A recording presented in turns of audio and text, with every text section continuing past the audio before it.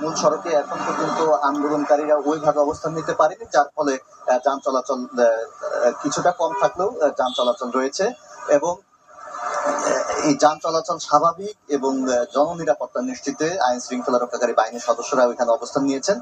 গতকালকে যে অনাকাঙ্ক্ষিত ঘটনাটি ঘটেছে সেই ধরনের ঘটনা যেন আর না ঘটে সেটি মাথায় রেখেই তারা এই প্রস্তুতি নিয়ে রেখেছেন।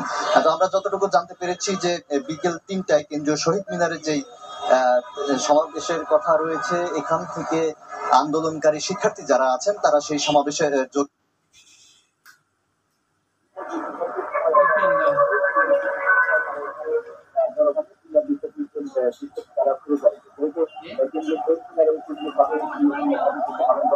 আমরা বিভিন্ন পয়েন্ট থেকে সেই কেন্দ্রীয় শহীদ মিনারে